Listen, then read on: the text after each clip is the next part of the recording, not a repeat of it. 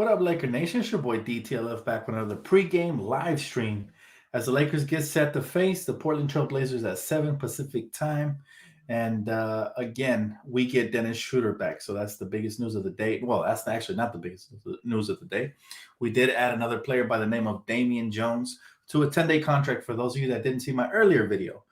But we do get Dennis Schroeder back. That's huge, especially going up against Portland, who has an elite point guard and Damian Lillard.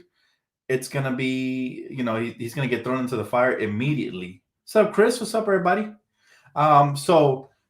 First, tall task. Now, I do have a couple of updates for you guys. Obviously, Dennis returns straight back to the starting lineup.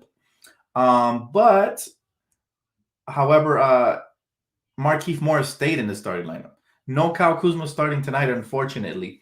So I am a little bummed out about that. I would not start Markieff, but I can also see a reason for why they're starting him. Maybe because he gets going a little bit earlier. But as far as Damian Jones, people want to know if he's going to play. And I don't appreciate you cursing my man out, man. That's your final warning. But yeah, Damian Jones is most likely not to play according to Coach Frank Vogel, according to reports. So yeah, he may or may not see the court. Most likely not. I have a gut feeling he will. Especially if we're struggling in the paint, I think coach is just going to take a gamble and play him. I mean, you got nothing to lose. But then again, look, they called him. They told him he had to be here in L.A. Yesterday, and they told him yesterday around 4 p.m. He probably had to fly in from somewhere. And then he had to be at the facility by 11 to make sure he passed all the testing for COVID and all that. So this man's been hustling today. Hopefully they're able to reward him with at least a couple of minutes just to give him a shot, see what he's got. It doesn't hurt. He's on a 10-day contract. I pray to God that coach maximizes his contract because he deserves a fair shot, especially because we're thin in the front court. But as far as Dennis Schroeder, yeah, he's back. He will be starting it, and looks like the starting lineup is going to be the same as it was last game, except Dennis Schroeder instead of THT. So tonight's key matchup, man, versus the Portland Trail Blazers. Obviously, they don't have CJ. He's out for a while. And it's going to be interesting to see how last time we played him, Gary Trent Jr. killed us. He had a career high. I think he had like 30. So we got to make sure we contain him tonight, please. And that's definitely a key. And key number 2 is just hold Damian to under 40, man. That's all you can hope for. Got to try to slow him down. And, yeah, it'll be interesting to see what happens from there. I think the Lakers are going to come out motivated. We're on a 4-game losing streak. We need this dub tonight. And if we can get a spark from Shooter again tonight, I think we should have a dub, man. But it's going to be a tough one. Obviously, everybody who plays us smells blood, and they're ready to come for the kill, right? He said, Schroeder finally back, Dan. Hopefully, Lakers don't lose 5 in a row. Hopefully, Max. I would be pretty frustrated if we lose tonight. So it would be nice. He said, is Damian Jones playing tonight? According to Frank Vogel, that's not likely. But then again, you just never know. If I'm Frank and we're struggling, you got nothing to lose by throwing them out there. It's a low risk, high reward. So it's actually a no risk, high reward because at the rate that we've been playing defense in the paint, you only can gain something from him actually being productive. Jason Black, I'm doing good, man. Thanks for asking, brother. How you doing? He said, we need the dub. I'm pissed. I was crying, he said, these past few days because we lost. Stop it, man. Stop. Let's not be melodramatic. Last I checked, we're still one of the top teams in the West. And we're looking to improve. We did sign a brand new 10-day contract. Let's just try to be optimistic, man. Let's be patient with this team. We understand that right now we're not performing up to par. Like I said, at the very least, I want us to compete night in and night out. However, the good news is we're looking to improve. I'm sure we're going to come out motivated, hopefully. And we'll see how these rotations look tonight. Again, starting lineup stays the same except Shooter gets inserted for THT. What jersey number is Jones? I have no idea. Let me double check that. I have no idea, man. That's a good question. I haven't really looked into that like that, bro, to be honest with you. Is it relevant? Let me see. All right, jersey number. All right, I guess they gave him number 30. So, yeah, they gave him Julius's old number, man. So he got some shoes to fill right there. He said, Dan, I don't like how Vogel might not play him. That's what I'm saying. Coaches are stubborn. They tend to stick to their rotations. Even when they're struggling, it's almost like they have a point to prove or something crazy. But bottom line is, yeah, we have to play him if we're struggling. I will be really furious if we're down by like 20 and Mark is getting killed, and then we still don't play him. We got to play him at some point, especially if we're struggling. Unless we come out firing on all cylinders, Mark's having the game of his life because he could kind of sense like his job is being called for. And so maybe Mark comes out here and plays extra good, then I would understand. All right, he held his own, no need to play him. But other than that, I don't see why not. You got to give him at least some spotty minutes here or there. It doesn't hurt your team at all. He said, we need 2 blocks from Damian Jones. We need some playing time. And then let's not have expectations for him as of right now. We're just trying to see what he has. I don't see a reason why they would sign him and then not play him at all. So hopefully tonight, but especially for this 10-day contract, I want him to get a fair share of opportunities. He said, I don't like Vogel at all. He doesn't make no changes. I would fire him. I wouldn't fire him because he just helped win a championship. So no matter if you want to give him credit or not, he did make some proper adjustments last year in the playoffs. That at least buys him some time to prove himself through this turmoil. Now, let's just say that he cost us the championship this year or anything, then I would probably agree with you. But as of right now, I'm neutral on Frank Vogel. I don't like some of his rotations. Like I don't like Markieff starting over Kuzma. Definitely not. But he's done other things good, especially in the playoffs when it counted. So I'm not gonna come out here with the pitchfork and trying to run him out of LA now, man. I'm a patient fan, and let's just try to have a little bit of patience. Now, tonight, Damian Lillard, every night we face Damian, he kills us. But there's other players we really got to watch out for. Obviously, I already mentioned one, in Gary Trent Jr. We definitely have to watch out for Carmelo Anthony. He's one of those players that could kill us, especially if we don't have the paint protection.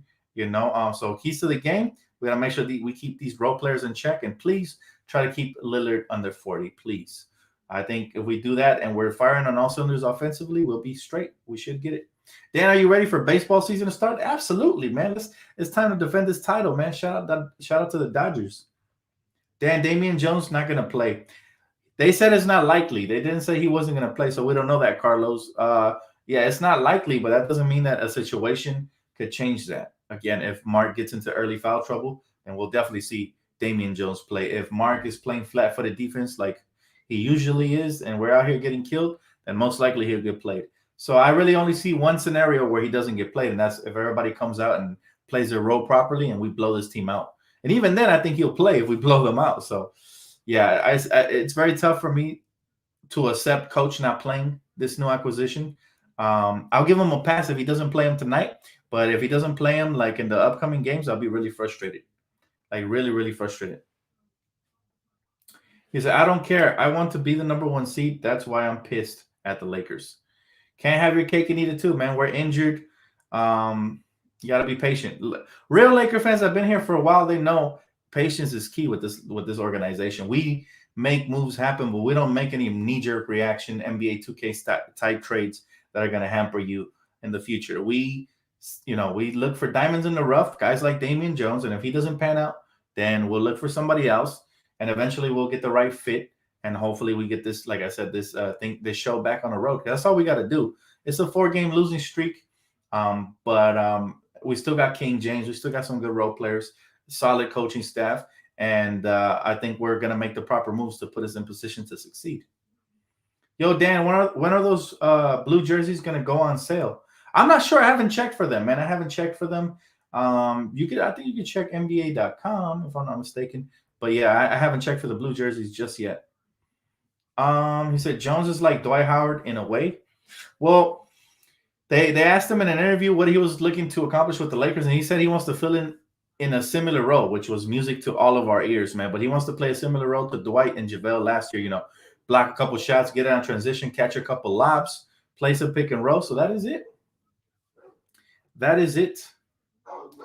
Yeah, I'm not even reading any pro Clipper comments. You guys are just trolls, man.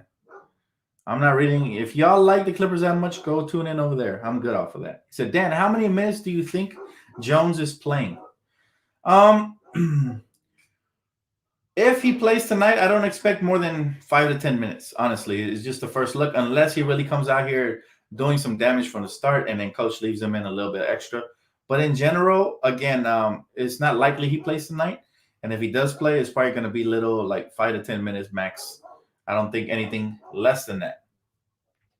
He said, Dan, all I want is for the Lakers to be healthy for the playoffs. Patience is key. Yeah, patient. Real Laker fans are patient, man. We stood here through the Ryan Kelly, Robert Sacre days. We stood in here through some BS. So that tells you that you're a diehard Laker fan, because this ain't nothing but it ain't nothing but a little bit of turmoil. We're gonna get past that, and then it'll be a smooth flight all the way to the championship if we can hopefully get everybody healthy back. That's the question mark. That's the key to the championships, to this Lakers championship hopes, is AD's health, LeBron's health, and then everything else falls in its place. But we'll see. He said Jones should start and put Trez at the power forward. I would love to put Trez at the power forward off the bench instead of center, and have Jones start at the center. I think those two men, the way they have a little motor in them, both of them. We know Trez is a dog, but if Jones could join him with his athleticism and bunny hops and his second chance rebounding and stuff like that, if we can have a two-headed monster off the bench, that would be such a blessing, man. You don't even understand. But this is the key. This is going to determine whether Jones gets another contract. He might get another 10, or he might actually get signed for the rest of the season if he does these things. If I was his agent, I'm not sure if he even has an agent, but if I was his agent, I'd be telling him, look, you're coming into a championship contending team. Yes, they're struggling right now, but make no mistake, you still have to play within your role. Don't try to do too much. Don't get sloppy. Don't turn the ball over like you have in the past. Just play your role. All right. If you catch the ball in stride and you got a lane, finish. But other than that, don't try to do no crazy post up, turnaround jumpers, nothing like that. Stay within your role on the offensive end. That's it. Catch lobs, putbacks. Coach ain't gonna draw nothing up for you. Do what you can. It's all heart and hustle. Opportunities will land on your lap if you are in the right place at the right time.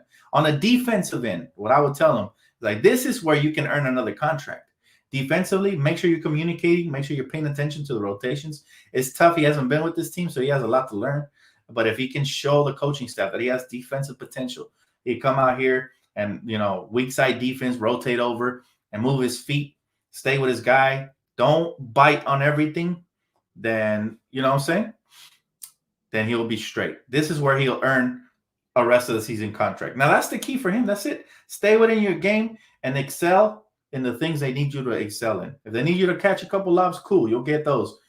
But if all they need from you is blocking shots, rebounding, and outletting, and getting out there, contesting stuff without fouling too much, then just give him that, Damian, and you'll be straight. That's it. That's all he has to do. So again, there's a lot of pressure because he's on a 10-day contract, but also, sometimes diamonds are made under pressure. You know what I'm saying? So you guys know the saying, right? Diamonds are made under pressure. So bottom line, there's been plenty of players that have came to LA and they haven't been able to flourish under pressure. And next thing you know, boom, they're out. They're out of the league. But this could be a huge opportunity for Damian. I mean, nobody has a bigger platform. Excuse me, guys. Nobody has a bigger platform than the Lakers. So if you could showcase your skill set here, even if the Lakers don't decide to keep you, maybe somebody else will be watching, right? So again, I'm excited. Hopefully he gets the opportunity. I'm looking forward to it, and we'll see. He said, Dan, Lakers fan, will PJ Tucker fit in the Marcus Gasol role? I know he's undersized, but he's great at shooting in the corners, pop, and can guard 1 to 5. Not maximum, I would put him 1 through 4, and that's still small ball to me. But his real position is small forward and down. There's no way that I would, put him at the center position. Nah, man, I'm not with that small ball BS. That at the end of the day, that doesn't win championships. No team has been able to win a championship with a player like that at the center position. Even when the Golden State Warriors won, Draymond wasn't a full-time center. They had another one there. They had either Festus Ezeli or Andrew Bogut. They always had a center, right? So, yeah, you can't win with PJ Tucker playing the center position. I'm sorry. I do like PJ, though, and I wouldn't mind him coming over here. But, again, he's going to be a small forward role for me. Power forward at worst off the bench. But that's about it. What's up, USM? He said, DTLF, didn't we acquire Dwight Howard in a 10-day contract before we signed him? Yeah, I believe so. I think he was in a non-guaranteed contract, which meant he can be cut before the deadline. And then eventually, he earned the full contract. We guaranteed him for the rest of the season. So yeah, that's what he was under. And he, again, under pressure, diamonds are made sometimes. And that's what happened with Dwight. He showed me more passion than I've ever seen, even when he was more gifted, when he was younger. in Orlando. I saw way more passion here with the Lakers than I've ever seen. I didn't even know he was capable of that. Never liked him as a player because of that. But hey, I appreciate that, man. Let's welcome the new subscriber. Appreciate you. He said, new subscriber here. Looking forward to the game, plus all your content here on in. Appreciate you, boss. Thank you so much for the support. Welcome to the Lakers family. He said, Dan, you're going to take calls tonight post-game? Yes, I am going to be taking calls in the post-game for surely. I was going to open up the phone lines pre-game, but I was like, we pretty much covered every bait because we had two videos. The one earlier where we broke down Damian Jones's game, and then this one. So I was like, we pretty much broke down everything. There's not too much to call in about. But post-game recap, there will be phone calls tonight. Like I said, I'm alternating. So for those of you guys that are fans of the call-ins, make sure you tune in after the game. And for those of you that want to call, y'all know the number, man. Make sure y'all store it. If you don't know it, I will have it right here on the display box on the bottom. He said, Coach, rotations have been trash lately. He does need to improve that. All I want to see from Coach, I don't care who he puts in the rotations. I mean, I do care, but at the end of the day, I just want him to live with his rotation. I want him to be consistent with them, right? So he was playing Kuzma, it was working. Now you have Markieff. See, that throws everything off. Now Kuz doesn't know when he's going to come off the bench. Is it at the 6-minute mark? Is it at the 3-minute mark at the end of the first quarter? Or is it at the start of the second quarter? There's no consistency. He just, when you don't know what to expect as a player, you know, your mind is everywhere because you're like, oh, when is coach going to put me in? So we need Kuz and all the bench players just to have some consistency. That way they can focus on the task at hand, which is just playing the game of basketball. And that way we get some more consistency from there as well. He said, we got to get back on track and get back on winning. Absolutely. It's a very important game tonight. If we lose tonight, anything's possible. Again, trades are possible, anything. Well, I'm not saying specifically because we lost tonight, but I'm saying because now it's a 5-game losing streak. And one thing you don't want to do is allow this to become a habit and to become acceptable. Sometimes that's when front office people, you know, they make a trades. For example, you see the Boston Celtics, they're struggling. I expect them to move some of those draft picks and eventually make a trade, man.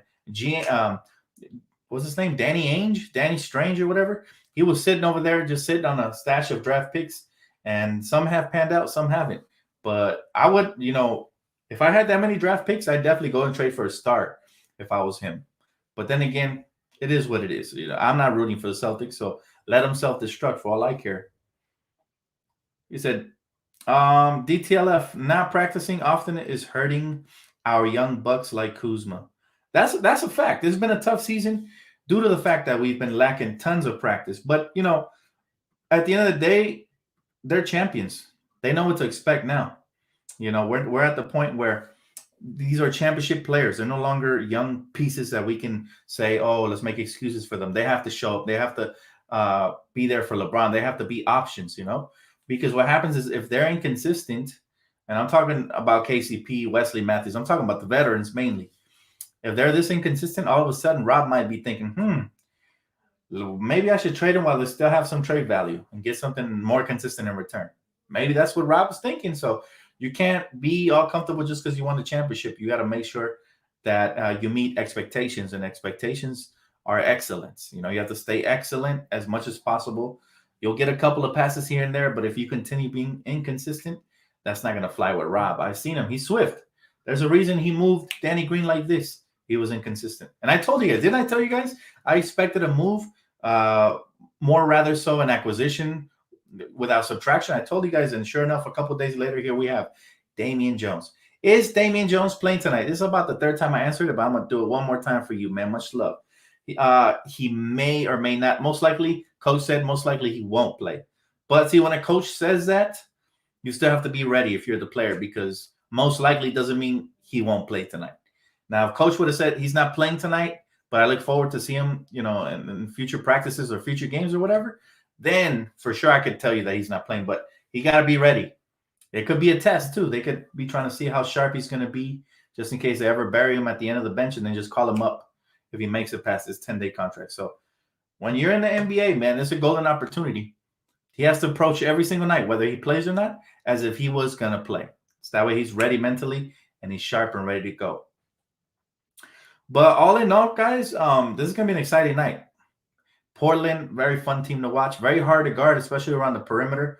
And also, if we struggle in the paint, they have Enes Kanter. Enes Kanter is underrated. He's very crafty out there in the paint. He's somebody who can wreak havoc. So I am glad we got Damian Jones, because if Mark is getting killed by Enes Kanter of all people, then we might have to throw out some Damian Jones out there or something. But I think Trez could do a good job of neutralizing Kanter. It's not like Kanter's LaMarcus Aldridge or something like that. So if everything goes according to plan, most likely Damian won't play. But if they start getting killed in the paint and Kanter's having like a 20-point half, then you can expect Damian to make his debut tonight. If not, I'm gonna come out here and rant against the coach if he makes that horrible mistake. So he said, who would you take, DeMarcus Cousins or Hassan Whiteside? Now, that's a tough option, bro. But I would take either or. Let me tell you why. DeMarcus, I think he's okay defensively. He's not great. He's not even good, but he's okay. I think he'd be better than Mark. I may be mistaken. Maybe I'm wrong.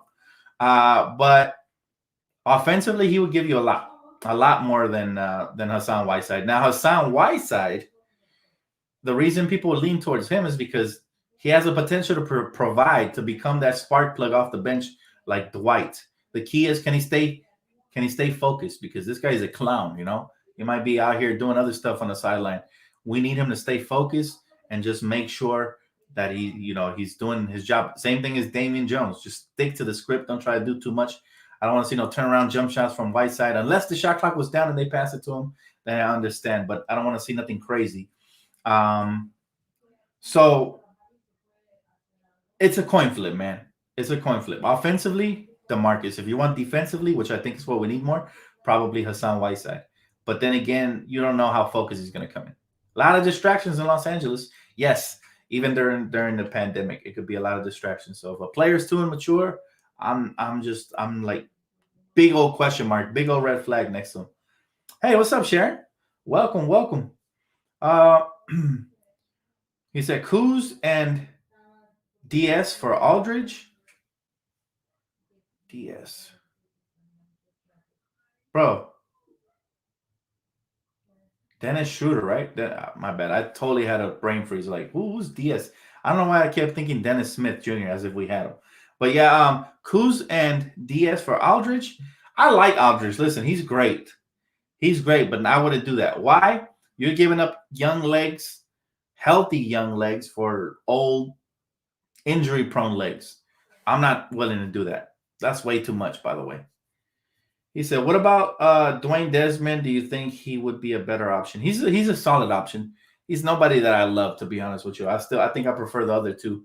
But a lot of people do like Desmond. I don't know. He said, why would you trade Kuz for a 63-year-old former All-Star? That's what I'm saying. Like, you'd never want to give up young, consistent, good legs for old pair of legs and a bucket of crab. You don't want to do that. Hi, Dan. Dennis for Lonzo and Hayes. Cool. I think Dennis is going to stay. I really don't think we're going to move Dennis unless a star is involved. Like, Dennis is the closest you can get to all-star potential without actually crossing that line. He's like a very good starter, an extremely good six-man, but he's not an all-star because he doesn't give it to you consistently enough. But if you can bottle Dennis Schroeder, that happened before he went out with the whole COVID thing, he would be an all-star, hands down. He has the talent.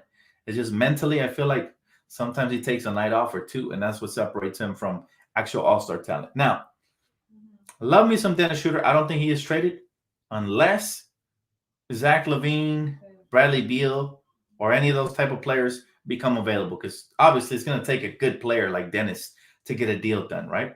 I doubt those players move and still leave us Dennis Schroeder. Can you imagine if Zach LaVine was our starting shooting guard when we have Dennis Schroeder and we have Anthony Davis and LeBron? Oof, game over. Forget about it. So, yeah, I don't think teams are going to be that nice to us if they're going to let us hold on to that type of asset when you're going out here getting an all-star caliber player. So that's the only way I do trade Dennis. If it's an all-star caliber player, a guaranteed all-star, because it is a level above Dennis. Let's keep it a $150. I'm always real with you guys. Dennis Schroeder is a really good player, all right? But here's all-star, and here's Dennis. All right, he don't dare cross the line. Right, at least not as of right now. He hasn't showed me that consistently enough. He's a steady starter who I like very much. He's like, yo, Dan, long time brother, what's good? How's that tooth, bro? Woo, I survived. Let's just say that I survived, man. It was tough, man. Like I was telling people, I look like Kanye after the car accident. My stuff was, through the wire. It was like bad. And so, yeah, but I survived, man. I was a big boy about it. He's excited about seeing Jones get some minutes. He said he might protect the paint and we might shoot the ball tonight. Hopefully, we do need to start knocking down shots. We shot 24% from beyond the arc. That is not acceptable. That's a recipe for disaster. And I don't want 33 pointers if you're shooting 24%. Let's cut that in half. Let's cut that to like 15 or 20, especially if we're shooting really bad. What happened to my jaw? I had a wisdom tooth removed. First I had a what do they call it? First I had a root canal, which was tough already. And then I had a wisdom tooth removed like 2 weeks later. So just pain after pain after pain. And then so I went to the dentist like 4 straight times. And then I went back so they could put the crown. And so, I don't like the dentist, but you got to do what you got to do. You finished yours today? Oh, man. Tough, bro. I feel your pain, man. Is Jones playing today? Most likely not, according to coach. But I have a sneaky suspicion that he might get some spotty minutes. And that just means here and there, But again, I don't know how Frank Vogel is probably one of the most. He's one of the most. What's the word I'm looking for? Like, he's unpredictable. He's one of the most unpredictable coaches with the rotation. You just never know what he's going to do. Like, nobody expected Alex Caruso to start in the finals. We wanted it to happen, but we didn't expect a game 6 in the finals for him to make that type of switch. So he's just out of the blue, out of left field. Like Kuz was hooping, and then here comes Markieff Morris, thinking he's the Don of New York, all of a sudden wants to start. I'm like, what's going on? So again, coach is very unpredictable, man. That could be a good thing because the opposition can't really do scouting reports on us like that. But that's also a very bad thing because, like I said, I like consistency with the players. You can't expect it without giving it. So, yep. Couple more questions before I get off, guys. I'm going to go get set up for this game. I'm excited. Let's see it. Yeah, that root canal is horrible, bro. I feel that. So, Ramon Sessions or Dennis Schroeder? Dennis Schroeder, for sure. Schroeder is quicker than Ramon. Schroeder can shoot better than Ramon Sessions, and he has better handles. But Ramon, he was like a notch below. It was a notch below. Dan Morris is starting again tonight with Kuzma coming off the bench. Yep, we already touched on it. It's unfortunate, but hopefully I'm rooting for him. I hope if you're starting, man, you got to play like a starter. You got to knock down shots and play some solid defense. That's all we can hope for at this point. But, yeah, we'll see what happens. Anyways, guys, it's going to wrap it up for me. Thank you so much for tuning in. As always, I'm humbled. Make sure you guys smash the like button on the way out. It helps the channel. And I'll see you guys right here for the post-game recap.